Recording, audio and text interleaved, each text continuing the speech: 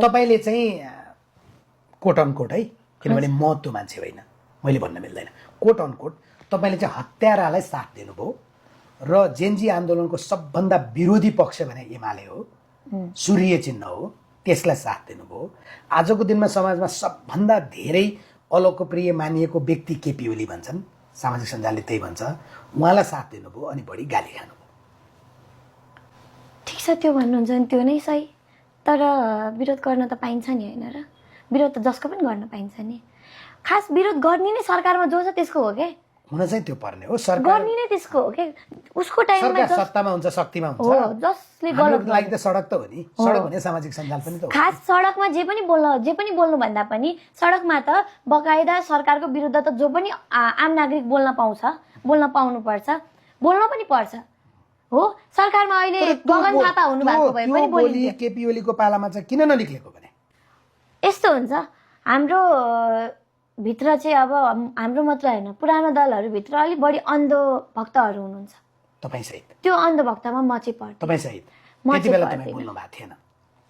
यस्तो हुन्छ, म के कारणले ओली बोलिनँ सरकारका भन्ने कुरा पालामा या पुराना राजनीतिक दलका पालामा के हुन्थ्यो तपाईँलाई अलिअलि सुनाइदिन्छु ल, तपाईँलाई इन्साइट पनि हुन्छ होला।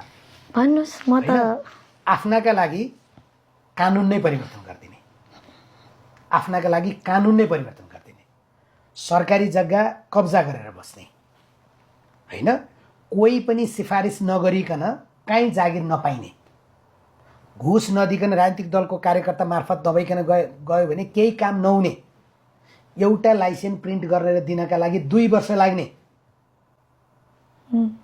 यो सबै अव्यवस्था नभएको भए होइन, व्यवसाय केही नभएका नेताहरूको काठमाडौँमा यति अग्ला अग्ला महल हुने, तर जनता चाहिँ जहिले पनि गरिब हुने, यस्तो नभएको भए आज यी नेताको अभिगत र हालत यो कागती निचरेको जस्तो हुँदैन थियो।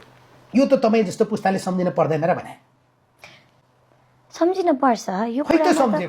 यो कुरामा त प्रत्यक्ष रूपमा विरोधमै छौँ नि हामी। जनताको पैसा लुछेर यदि तिमीहरू तपाईँले नारा लाउनुभयो त अमित शाह, नारा लाउनुभयो 46 सालभन्दा पछाडि सत्ता र शक्तिमा बसेकाहरूको सम्पत्ति छानबिन गर, त्यो नारा लाउनुभयो? त्यो नारा त्यो ठाउँमा नभएर तिम्रो उपचार सिङ्गापुर र थाइल्यान्डमा हुने, हामीले वीर अस्पतालमा पनि पालो नपाउने, यो के अवस्था हो, सरकार बोल भनेर कहिले भन्नुभयो? तिम्रा लागि चाहिँ सपिङ लुई भिटनदेखि लिएर तपाईँ रोलेक्ससम्म यी सबै हुने, ओमेगासम्म हुने, जनताले चाहिँ एक धरो पनि लाउन नपाउने। अनि है गाडीको कुरा त गरिहाल्नुभयो, श्रीमतीका लागि सरकारी छुट्टै गाडी, सम्धिनीका लागि सरकारी छुट्टै गाडी, छोराछोरीका लागि सरकारी छुट्टै गाडी, उनका छोराछोरी महँगो नमहँगो। काठमाडौँमा एउटा यस्तो स्कुल पनि छ अमित शाह, महिनाको फिस 70,000 पर्छ क्या। हजुर, त्यहाँ तिनै नेताको छोराछोरी पर्छ, जो नेताको तपाईँ पेसा नै छैन, व्यवसाय नै छैन। त्यो बेलामा त बोल्नु भएन, मुख हान्दै जमाउनु भएको थियो।